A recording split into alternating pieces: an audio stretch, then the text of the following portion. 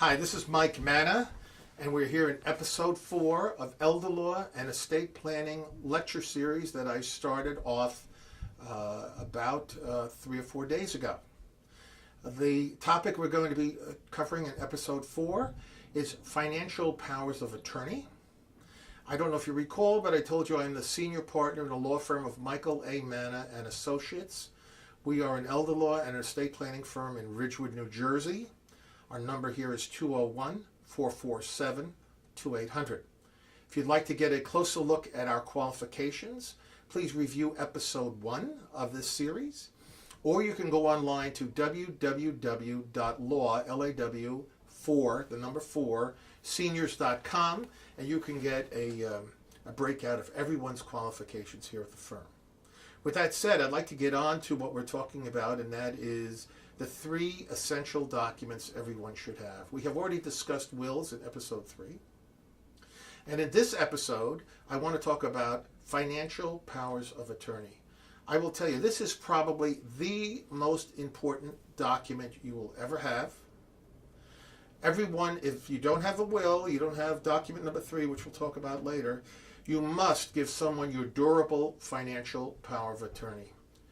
If you get in an accident, you get Alzheimer's, you get a head injury, something happens to you that does not kill you, your will is not going to work because you're not dead.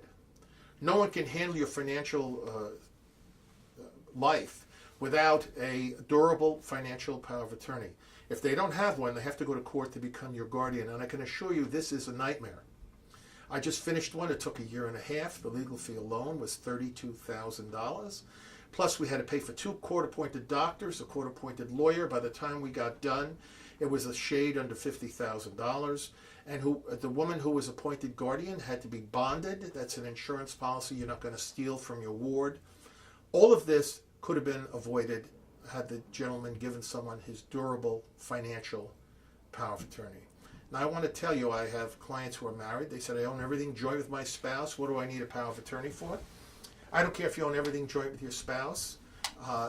You will not be able to do anything. If your spouse has a stroke and is incompetent, you would not be able to do anything that requires your spouse's signature, like sell your house, list it for sale, rent it, file a joint income tax return, access your spouse's IRA, KEO, life insurance. I go on and on the things you would not be able to do. You must give someone your power of attorney. And I want to tell you that whoever you give it to has the power to loot your estate, so you must be very careful as to who you give it to. The other thing I would like to tell you is that your power of attorney should allow the person you give it to give away your assets, because it can save you a lot of taxes, especially in New Jersey, which is the #1 most expensive state in the country to die. And it can also help you make you poor so that you qualify for Medicaid to pay for nursing home. Now, with that said, I see I'm running out of time for this episode. I would suggest that we meet again in episode 5, where we will talk more about powers of attorney and the 3rd document that you should have, which is a living will medical power of attorney. Most people call it a living will. In New Jersey, it's called an advance directive and medical proxy, and we will talk about that and finish up with powers of attorney in episode 5. I hope to see you there.